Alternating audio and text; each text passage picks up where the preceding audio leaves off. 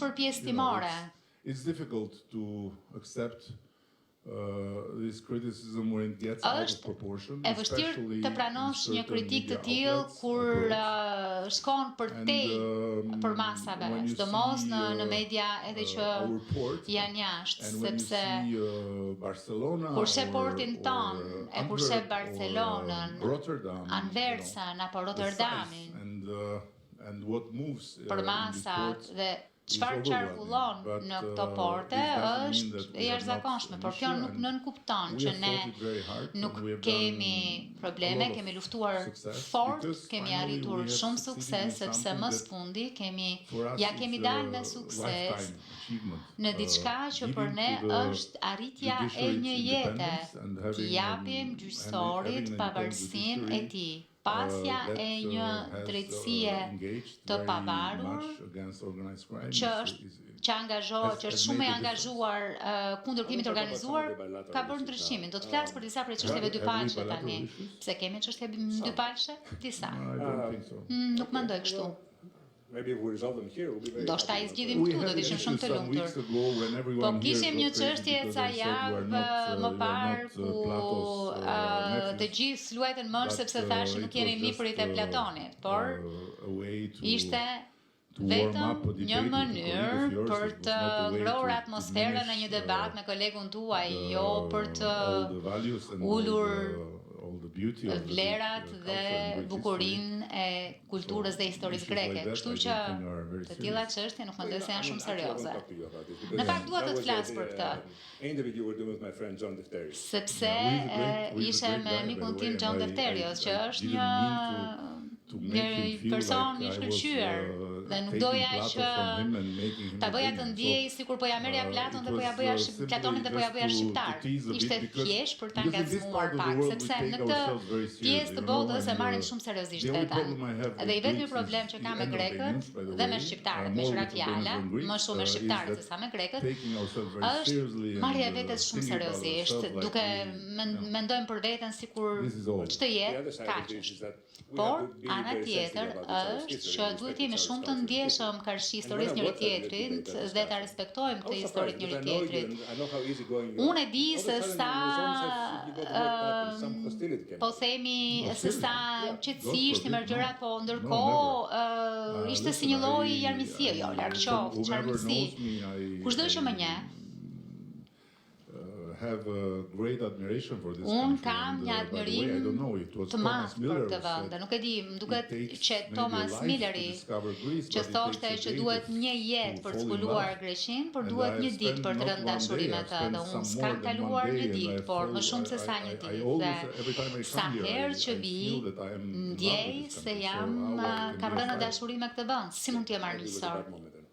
Ndoshta ka qenë një moment i keq, jo, nuk ishte moment i keq. Thjesht isha unë që po bëja humor me njerëz shumë serioz. Ndoshta nuk isha në vendin e duhur. Mirë. Dua të flas pak për zgjidhjen e çështjes së pronave. Një prej kritikave është që e keni trajtuar në nivel kombëtar, keni arritur një normë 60% suksesi në nivel kombëtar, por kur bëhet fjalë për zonat lokale ku grekët kanë rënë dhe jetojnë aty, këto norma janë shumë të ulta. Si e shpjegoni këtë? Dëgjoni.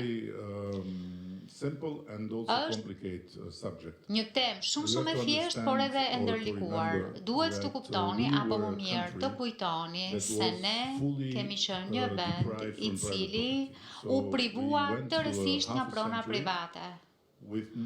Për gjysmë shekulli nuk patëm pronë private. Nuk lejoheshim të kishim as 1 metër katror tokë në pronësinë tonë. E madje as një automjet privat. Pas 50 vitesh, më së fundi e ndryshuam atë regjim të tmerrshëm dhe sigurisht prona ishte çështja kryesore. Aso kohë u miratua një ligj me konsensus si të opozitës, ashtu edhe të partisë që vinte nga e shkuara për të dhënë letër përdorimi, pra titull përdorimi, jo titull pronësie, të gjithë atyre që punonin tokën dhe ndërkohë të shihej dhe të trajtoheshin ish pronarët. Në atë moment u krijua menjëherë një mbivendosje dhe përgjatë viteve njerëzit që kishin titull përdorimi të tokës u bën pronar. Pronarët u bën ish pronar dhe u vendos një shtresë e tretë që ishte shumë njerëz që vinin nga zonat rurale dhe në vakum ndërtuan në mënyrë palishme kudo që mundën në tokë bujqësore. Patjetër që s'kishte tjetër rrugë përveç se ti legalizonin, pra ishte një shtresë e tretë. Ne kemi 10 vjet që po merremi me këtë, duke pastruar sa më shumë të mundemi, duke digitalizuar e kështu me radhë. Por për t'i rënë shkurt, askush nuk mund të provoj të kundërtën e asaj që po ju them, që problemi me pronën edhe në zonat ku ka qytetar etnik grek nuk është as pak ndryshe nga problemet që kanë qytetarët etnik shqiptar në të njëjtën zonë apo kudo tjetër. Është thjesht një problem shqiptar për shqiptarët dhe për qytetarët etnik grek, të cilin po e trajtojmë. Dhe për shkak se kemi një nivel mjaft të rëndësishëm të kuptuari e respekti për pakicën greke, dhe kur flas për të kuptuarit që është një festar kulturor dhe në respektin sepse janë qytetarët vendit tonë, ne ju kemi kushtuar vëmendje të posaçme atyre. Dhe këtu dua edhe të përgëzoj zotin Mitsotakis, i cili ka qenë vërtet këmbgulës për këtë dhe unë kam konsideruar këtë një gjë të mirë.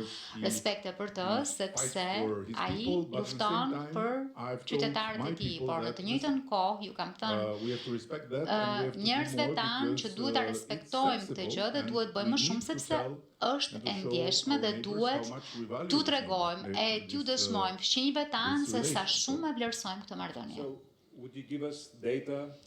A do të na jepni të dhëna se sa kërkesa të qytetarëve grek për pronën janë përmbushur? Dëgjoni, ju jeni në krye të një gazete shumë të madhe dhe dërgoni gazetarë të ne.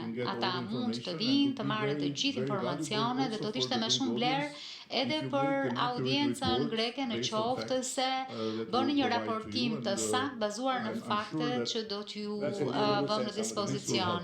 Dhe mendoj që kjo do të ndihmojë. Dakor, pra do dërgojmë dikatje. Le të shkojmë te Beleri. Te kush? Te Fred Beleri. Po pse duhet i kthehemi? Është i lumtur.